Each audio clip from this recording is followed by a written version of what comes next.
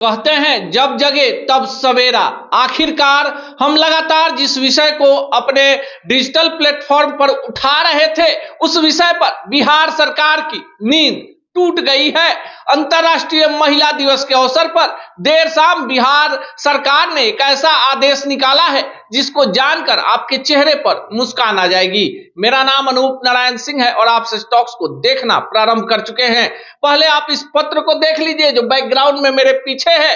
ये पत्र गृह विभाग बिहार सरकार के द्वारा निकाला गया है, जिसमें सभी जिलों के पुलिस कप्तान, अनुमंडल पुलिस पदाधिकारी और सभी थाना प्रभारियों को निर्देश दिया गया है कि जो भी सार्वजनिक वाहन में, चौक चौराहे पर, भीड़ वाले जगहों पर डबल मीनिंग वाले अश्लील भोजपुरी गीत बजाते हुए पकड़े जाएंगे, उनके खिलाफ कठोर से कठोर कार्रवाई की जाएगी।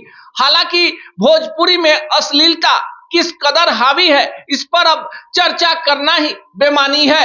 अश्लीलता में भी जो बेहद अश्लील हैं, उनके खिलाफ तो पहले से डिमांड उठ रही थी, लेकिन बिहार सरकार के पुलिस महकमे के इस पहल की लोगों में ढेर सारी संभावनाएं तलाशी जा रही है। लोग खुश हैं। लोगों को लग रहा है कि इस आदेश के आने के बाद ऑटो चालकों में जिस तरह से अश्लील गीत बजाने की होड़ रहती है, होली का समय है और होली के जो गीत होते हैं उनके बोल हम ना आपको बता सकते हैं और ना ही सुना सकते हैं। अब भोजपुरी में कौन कौन से गायक अश्लील गीत नहीं गाते हैं, इसी पर भी चर्चा हो जाए। लेकिन हम आपको बताएं कि शायद ही भोजपुरी में कोई ऐसा गायक है जिसने अश्लील गीत नहीं गाया है। तो अश्लील गीतों पर रोक लगेगी तो क्या बिहार से भोजपुरी को बचाने की एक बड़ी मुहिम शुरू होगी, ये तो नहीं पता। लेकिन बिहार सरकार के पुलिस महकमे के द्वारा अश्लील गीतों पर रोक लगाने के लिए जो आदेश निकाला गया है, उसके व्यापक असर देखने को मिल सकते हैं।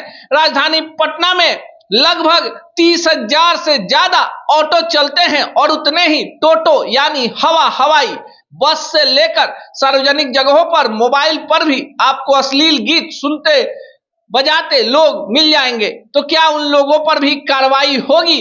पुलिस के लिए कितना आसान होगा डबल मीनिंग गीत बजाने वाले चालकों पर और लोगों पर कार्रवाई करना, यह भी देखना होगा। पर एक बात तो साफ है कि भोजपुरी के अश्लील गीतों पर रोक लगाने की बिहार सरकार की इस पहल के बाद लोगों के चेहरे पर मुस्कान है।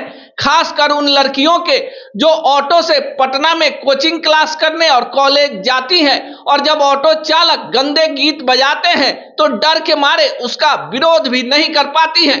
किसी भी ऑटो या सार्वजनिक वाहन में महिलाओं की संख्या ज्यादा होती है तो चालकों पर नशा कुछ इस कदर छाता है कि वे छाट कर ऐसे गीत बजाते हैं जिनके बोल सुनने के बाद लगेगा कि आपके कान में शीशा पिघलाकर डाल दिया गया है। आप उन गीत के बोलों की चर्चा तक नहीं कर सकते हैं।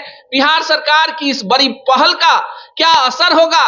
क्या इससे भोजपुरी में अश्लीलता, गंदगी रुक जाएगी? सवाल लाजमी है, तो जवाब भी आम जनता को देना है।